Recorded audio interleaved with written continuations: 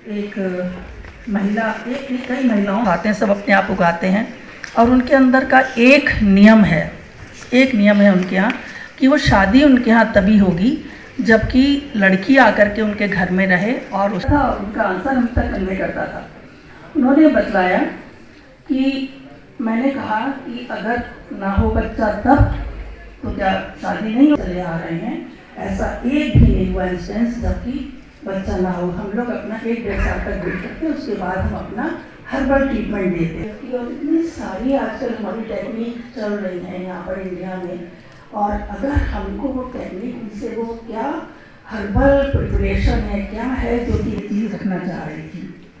और है स्वास्थ्य आवश्यकताओं को, फिर नेक्स्ट है स्वास्थ्य आवश्यकताओं को पूरा। उसकी वजह है एक तो यहाँ पर दवाइयाँ सस्ती हैं, इजीली अवेलेबल है। आप उनका काउंटर जा करके आप कोई भी और तभी आपको मेडिसिन मिलेगी।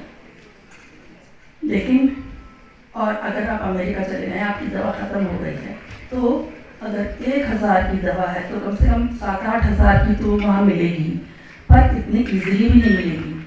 आपको पहले किसी डॉक्टर से अपॉइंटमेंट लेना होगा, जिसके लेने के लिए वो भी फ़ोन से 8-10 दिन आपको वो अपॉइंटमेंट लेने में लग जाएंगे। फिर वो आपको काउंटर से वो दवा मिलेगी। मैंने दाम बताई दिए, इतने 10 गुना महंगे दाम उसके होते हैं। और फिर डॉक्टर का बिल आ जाएगा कि उन्होंने आपको हेल्प करी मेडिसिन लेने में, आपको अपना पर्चा लिख करके देने में कि हाँ ये आपको दवा मिल जाएगी। उसके अलग आपको 10-20 हज़ार रुपये देने होंगे। तो 1000 की दवा के दाम देखिए कितने गुना पहुंच गए, 20-25-30 हज़ार की वो दवा पड़ी। तो समझ लीजिए कि हमारा देश और जो दूसरे विकसित देश हैं मेडिकल के मामले में, लोग आकर के सर्जरी भी यहाँ पर करा रहे हैं और अच्छे डॉक्टर्स की भी यहाँ पर कोई कमी नहीं है। बहुत मतलब जो कैंसर लास्ट स्टेज में भी होता है उसका भी यहाँ पर क्योर हो जाता है। मेरे सामने कई इंस्टांसेस हैं ऐसे जिनमें कि मैंने देखा है कि हाँ लास्ट स्टेज में कैंसर था और उसका क्योर हो गया। तो ये स्वास्थ्य आवश्यकताओं को पूरा करना। तो आप में से जो भी बच्चे अगर मेडिकल में इंटरेस्टेड है, बजाय बाहर भागने के कि हम बाहर की डिग्री ले आए, हमारे देश में कोई कमी नहीं है अच्छे डॉक्टर्स की, अच्छे इंस्टीट्यूट की।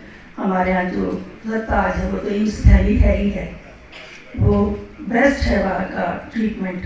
आप लोग कहीं से भी कैसे भी आप लोग अगर मेडिकल में शौक रखते हैं तो ज़रूर से आप लोग यहीं पर ही शिक्षा प्राप्त करें और फिर यहीं पर ही उसका वहाँ की हमारे देश की उधारी भी यहीं पर ही प्रैक्टिस करके चुकाएंगे।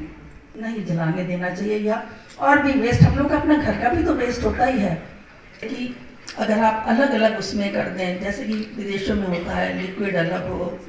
किस विषय के ऊपर है ये? Science technology for sustainable future global perspective topic है आज के कॉन्फ्रेंस का। वस्तुतः आज चीज़ें तो बदल रही हैं, साइंस अपना योगदान भी दे रहा है, लेकिन इसके साथ साथ चुनौतियां भी खड़ी हो रही हैं।